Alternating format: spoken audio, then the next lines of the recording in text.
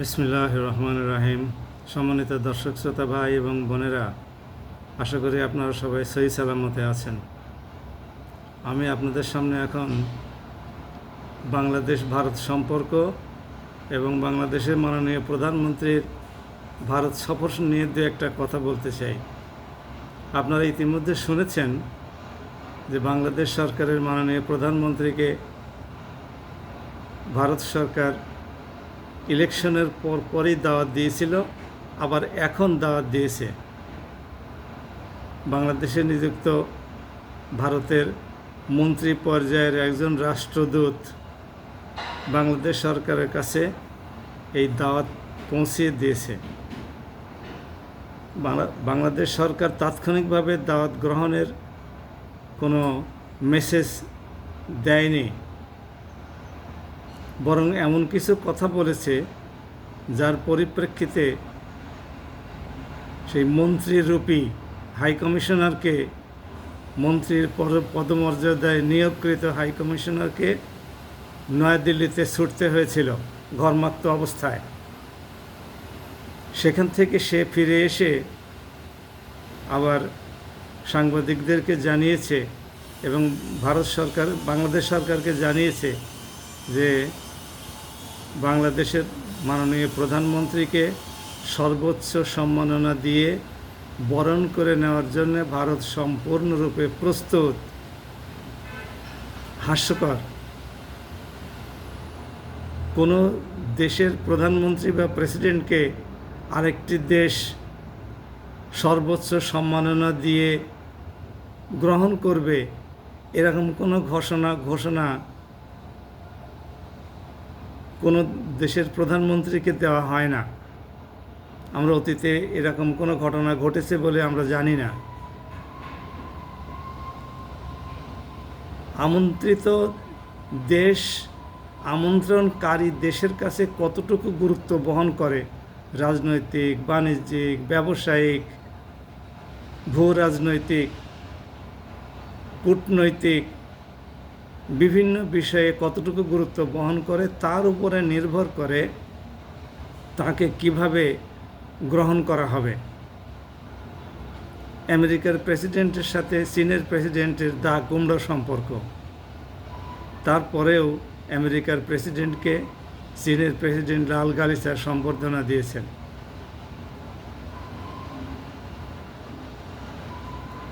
এখন আমরা যেটা বলতে চাই সেটা হলো এই, ভারত সরকার বাংলাদেশ সরকারকে সর্বোচ্চ সম্মান দিয়ে, সর্বোচ্চ নিরাপত্তা দিয়ে গ্রহণ করবে, এই ঘোষণা দেওয়ার পরেও ভারতের হিন্দুস্তান টাইমস সহ বিভিন্ন পত্রপত্রিকায় বাংলাদেশকে এই হুমকিও দেওয়া হচ্ছে যে বাংলাদেশ সরকার যদি ভারতের আমন্ত্রণ গ্রহণ না করে এবং তারেক রহমান সাহেব যদি ভারতের দাওয়াত গ্রহণ করে না যান, তাহলে বাংলাদেশের ভাগ্যে খারাপ আছে। এমনকি তারেক রহমান সাহেবের ভবিষ্যৎ জীবনও বিপন্ন হতে পারে। এই রকম মারাত্মক হুমকি পর্যন্ত দেওয়া হয়েছে।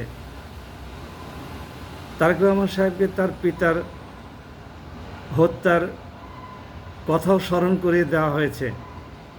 আমরা কিন্তু ব্যাখ্যা করলে এটুকুই পাই যে তারেক রহমান সাহেব যদি ভারতের প্রধানমন্ত্রীর আমন্ত্রণে দিল্লিতে না যান, তাহলে জিয়াউর রহমান সাহেবের পরিণতি বরণ করতে হবে বা হতে পারে।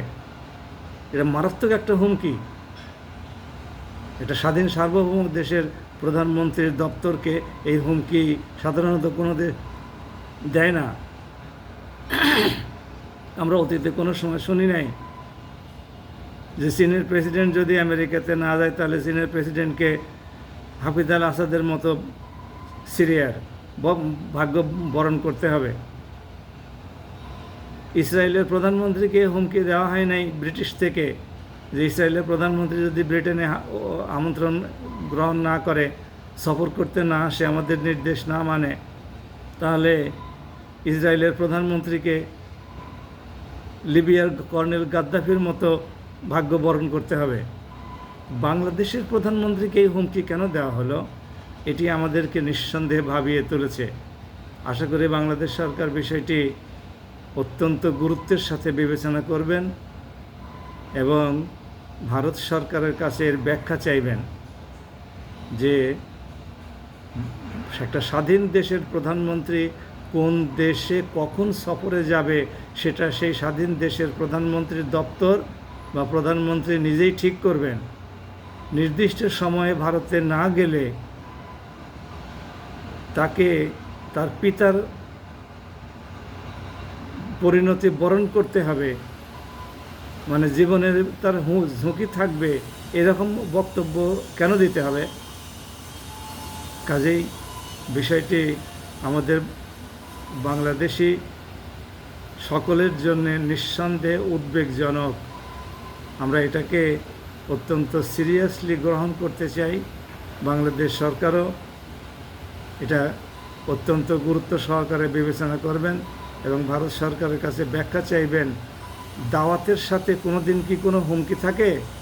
আপনি যখন আপনার কোনো আত্মীয়কে আপনার বাড়িতে দাওয়াত দেন, আপনি কি তাকে বলেন যে তুমি যদি দাওয়াত গ্রহণ না করো তাহলে তোমার পারিবারিক জীবন, ব্যক্তিগত জীবন বিপন্ন হবে, তোমার অস্তিত্ব বিপন্ন হবে? এটা কি বলেন আপনি?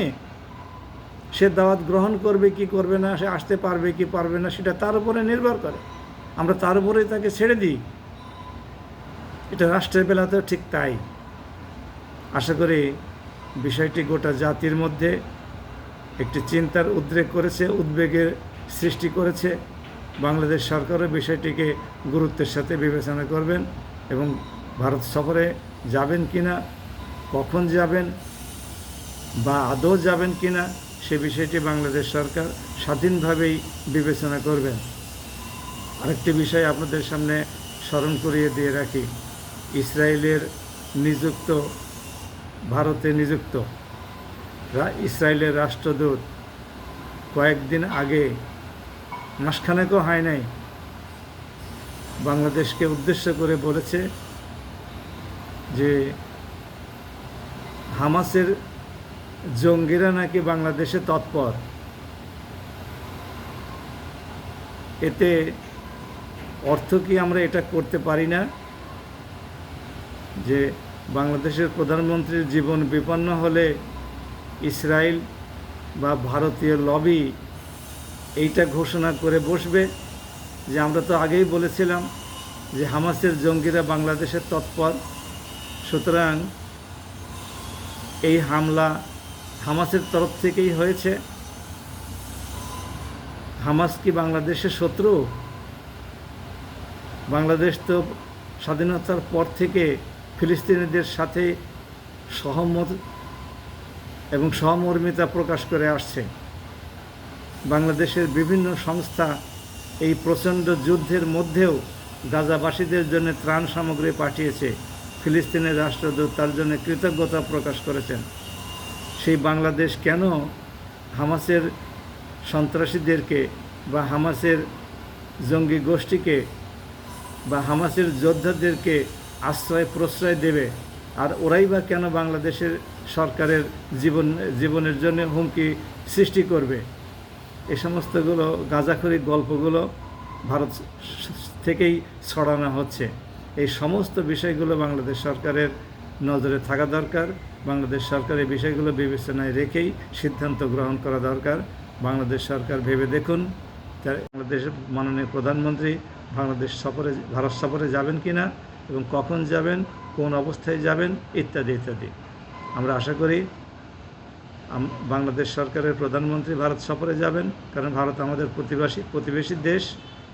তাদের সাথে আমরা সম্পর্ক নষ্ট করে ব্যবসায় বাণিজ্য, চিকিৎসা, ভ্রমণ, এই সমস্ত পণ্য আমদানি, এই সমস্ত বিষয়গুলোকে ইগনোর করতে পারবো না।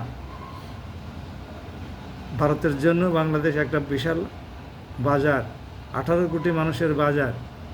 মানুষ 18 কোটি হলেও এদেশের মানুষ 25 কোটি মানুষের পণ্য ভক্ষণ করে। এদেশের মানুষ একটু বেশি ভোগবাদী। কাজেই এই 25 কোটি ভোক্তার দেশ বাংলাদেশ, যদি আমার লোক সংখ্যা 18 কোটি, আবার বলছি, এটা এখন একটা বড় বাজার ভারতেরও হারানো উচিত হবে না। আমরা আশা করি উভয় পক্ষের তরফ থেকেই একটা চমৎকার সম্পর্ক বাংলাদেশে বিরাজ করবে। সবাই ভালো থাকুন। আসসালামু আলাইকুম ওয়া রাহমাতুল্লাহ।